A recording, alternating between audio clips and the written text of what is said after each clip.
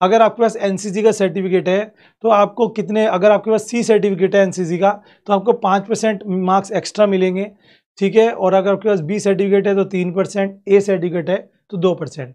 अगर आपके पास 9th-10th में एनसीसी थी तो आपको मिलता है सर्टिफिकेट। हेलो स्टूडेंट्स, कैसे हैं आप? स्वागत है आपका अपने इस चैनल अकाउंटिंग गुरुजी में। 12th पास स्टूडेंट्स के लिए आज एक गवर्नमेंट जॉब की अपडेट लेकर आया हूं। अगर आप 12th पास आउट हैं, अभी कोई भी, आपकी एज मिनिमम बस 18 साल होनी चाहिए। एग्जाम भी बहुत इजी है और आप अगर चाहते हो हमारी किसी भी ऐसी, जिसे कहते हैं डिफेंस वाली जॉब आप चाहते हो, तो ये आपके लिए अपॉर्चुनिटी है। जी हाँ दोस्तों, भर भर के वैकेंसी आई है। इतनी वैकेंसी मैं कहता हूँ कई साल के बाद देखने को मिली है। एक ना आधी 26,000 से भी ज़्यादा वैकेंसीज आपको यहाँ पर मिल जाती है। एलिजिबिलिटी की मैं बात करूं तो सारी बातें करूंगा ही, इन शॉर्ट बता देता हूं ताकि आपका वीडियो में इंटरेस्ट बने।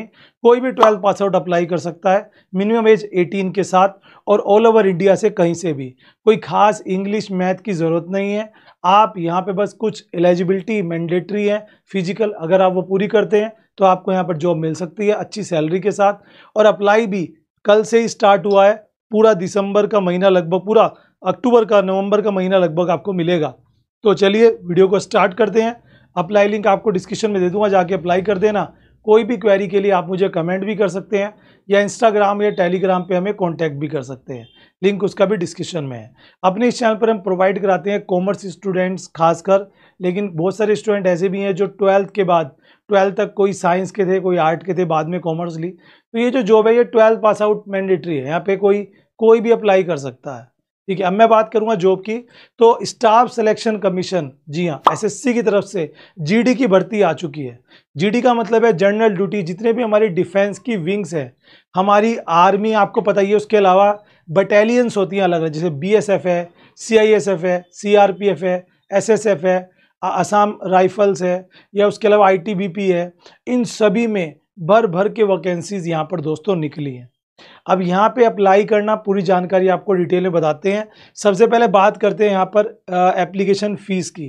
तो अगर आप जनरल, ओबीसी या ईडब्ल्यूएस में आते हैं तो आपको 100 रुपये की फीस देनी है। जैसे कि आपको पता ही है, सेंट्रल गवर्नमेंट का कोई भी सरकारी जॉब का फॉर्म निकलेगा तो 100 रुपये फीस होती है ग्रुप सी डी के लिए, ठीक है। और उसमें गर्ल्स के लिए तो कोई फीस होती नहीं है, फीमेल की 0, SC ST की भी 0।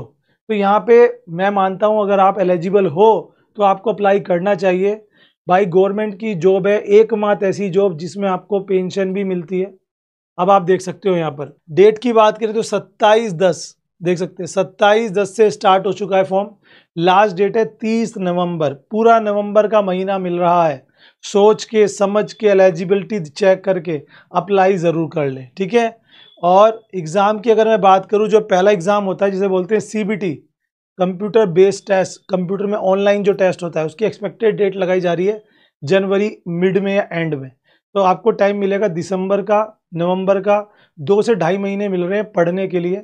सिलेबस सारी बातें करूँगा, ऑफिशियल नोटिफिकेशन पे आपको लेके आ चुका हूँ मैं। देख सकते हैं यहाँ पे सारी चीज़ें आपके सामने आ गई हैं। और जो कंप्यूटर बेस्ड टेस्ट शेड्यूल्ड है वो जनवरी में आपको मैंने बता दिया है, ठीक है दोस्तों। अब आगे चलते हैं। पहले यहाँ पे बात करेंगे कुछ पोस्ट वगैरह की। एज की मैं बात करूँ तो 18 से 23 साल वाले अप्लाई कर सकते हैं। मिनिमम एज 18, मैक्सिमम एज 23 साल यहाँ पे दोस्तों बताई जा रही है। अब आप वैकेंसी देखो, वैसे तो एलिजिबिलिटी कोई भी 10th पास आउट अप्लाई कर सकता है, लेकिन एज 18 है तो 12 तो आपने कर ही ली होगी, ठीक है। वैकेंसी जो बीएसएफ में है वो 10,000 वैकेंसी है। हर एक बटालियन में अलग अलग वैकेंसीज हैं, आप देख सकते हैं यहाँ पर। टोटल वैकेंसीज यहाँ पर आपको देख सकते हैं, कास्ट वाइज भी आपको यहाँ पर बता रखी है। आप जाके नोटिफिकेशन चेक कर लेना, मैं आपको लिंक दे दूंगा, ठीक है। ये देखिए दोस्तों, अब नीचे चलते हैं। तो ये तो आगे साइड डिटेल। अब बात करते हैं कुछ नोटिफिकेशन की। तो वैकेंसीज लगभग 26-27 हज़ार वैकेंसीज हैं। कंप्यूटर टेस्ट और फिजिकल एलिजिबिलिटी देकर आपका यहाँ पर काम बन जाएगा। अब चलिए मैं यहाँ पे थोड़ा सा नीचे आता हूँ। ये आगे सारी इसकी डिटेल जिसमें आपको यहाँ पर देखने को मिलेगा। तो एज क्राइटेरिया, बाकी कुछ रिटेंशन वगैरह मिलता है कास्ट के हिसाब से, वो आपको यहाँ पे दिख रहा होगा। SC ST को 5 साल का, OBC को 3 साल का, और एक्स सर्विसमैन अगर कोई है तो उसको 3 साल का। ये है छूट एज में आपकी, ध्यान रखिएगा।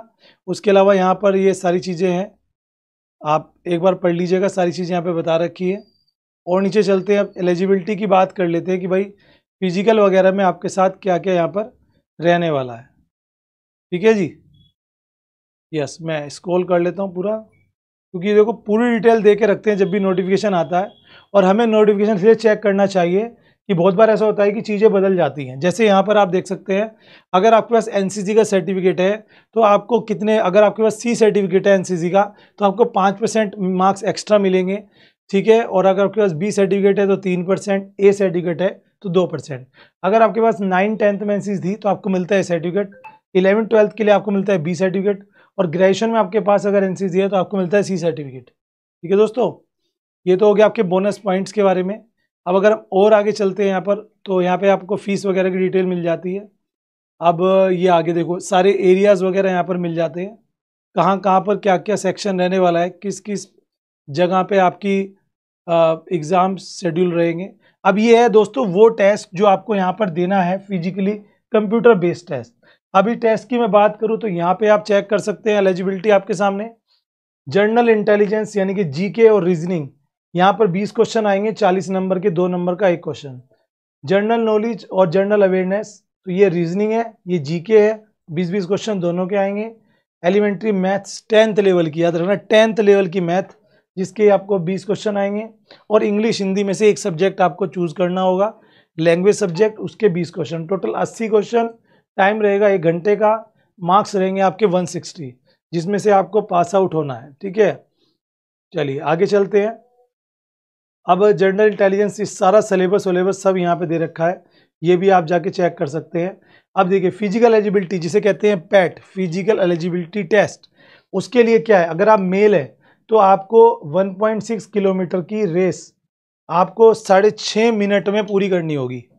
यानी कि 1.6 किलोमीटर की रेस अगर आप 6.5 मिनट में पूरी करते हैं, और 5 किलोमीटर आपको क्या करना है जी, 5 किलोमीटर 24 मिनट में।